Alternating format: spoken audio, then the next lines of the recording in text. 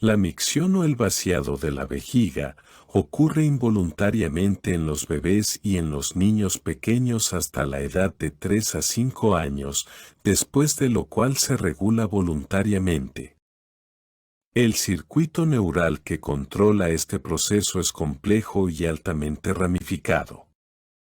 Implica vías a muchos niveles del cerebro, la médula espinal y el sistema nervioso periférico y está mediado por múltiples neurotransmisores. Las enfermedades o lesiones del sistema nervioso en los adultos pueden causar la reaparición de la micción involuntaria, lo que conduce a la incontinencia urinaria. Este es un problema de salud importante, especialmente en aquellas personas con deterioro neurológico.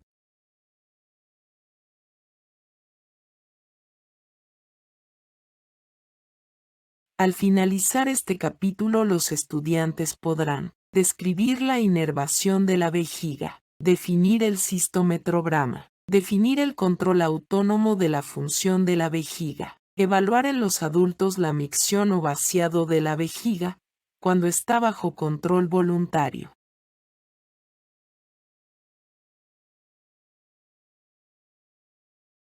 La inervación de la vejiga. En esta figura, las líneas discontinuas indican nervios sensoriales. La inervación parasimpática se muestra a la izquierda, la inervación simpática en la parte superior derecha y la inervación somática en la parte inferior derecha. La fisiología del vaciado de la vejiga y la base fisiológica de sus trastornos aún se encuentran bajo mucha discusión dada su complejidad. Sin embargo, podemos describir que la micción es fundamentalmente un reflejo espinal, facilitado e inhibido por centros cerebrales superiores y al igual que la defecación, se encuentra sujeto a facilitación e inhibición voluntaria. La orina inicialmente entra en la vejiga sin producir mucho aumento en la presión intravesical y lentamente se va llenando incluso hasta estar bien llena, lo que eventualmente conducirá a su vaciado. Al igual que otros tipos de músculo liso, el músculo liso de la vejiga tiene la propiedad de la plasticidad. Cuando se estira, la tensión producida inicialmente no se mantiene. La relación entre la presión intravesical y el volumen se puede estudiar insertando un catéter y vaciando la vejiga, luego registrando la presión mientras la vejiga se llena con incrementos de 50 mililitros de agua o aire. La cistometría es una prueba física que se utiliza para buscar problemas con el llenado y vaciado de la vejiga. De esta forma, la relación entre el volumen de llenado y la presión establecen lo que se denomina el cistometrograma, que veremos a continuación.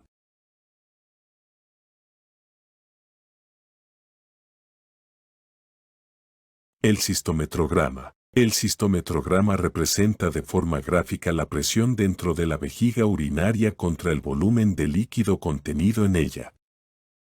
En la figura de la izquierda, la línea punteada indica las relaciones presión-volumen que se hubiese encontrado si la micción no hubiera alcanzado el componente 2, es decir, un elevado aumento de presión con un muy pequeño aumento de volumen. Las curvas, en las gráficas, muestran un ligero aumento inicial de la presión, cuando se producen los primeros incrementos de volumen, un segmento largo, casi plano a medida que se producen incrementos adicionales, y un aumento repentino y agudo de la presión, que agudiza que se active el reflejo de micción. Estos tres componentes, en la gráfica de la izquierda se denominan segmentos 1A, 1B y 2, en números romanos.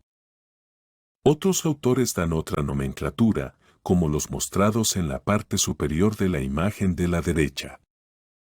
La primera sensación para el vaciado se siente a un volumen de vejiga de unos 150 mililitros y una marcada sensación de expulsión del líquido ocurre a unos 400 mililitros. La parte plana en el segmento 1B, figura de la izquierda, O2 en la figura de la derecha es una manifestación de la ley de Laplace. Esta ley establece que la presión en una víscera esférica es igual al doble de la tensión de la pared dividida por el radio. En el caso de la vejiga, la tensión aumenta a medida que el órgano se llena, pero también lo hace el radio. Por lo tanto, el aumento de presión es leve hasta que el órgano está relativamente lleno.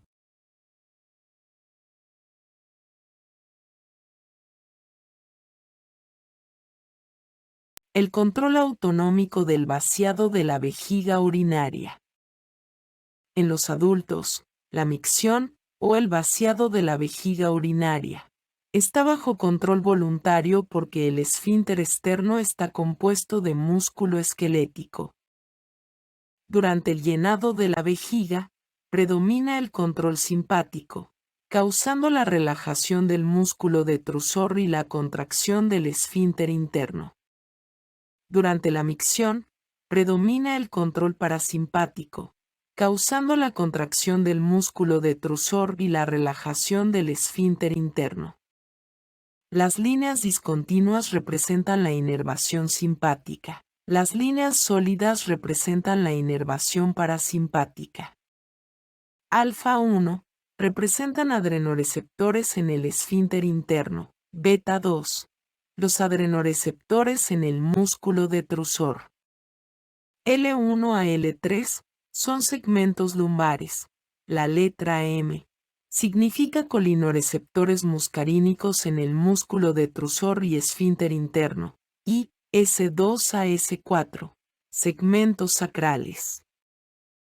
Claramente, las acciones simpáticas y parasimpáticas en las estructuras de la vejiga son opuestas pero coordinadas. Las acciones simpáticas dominan para el llenado de la vejiga y las acciones parasimpáticas dominan para el vaciado de la vejiga.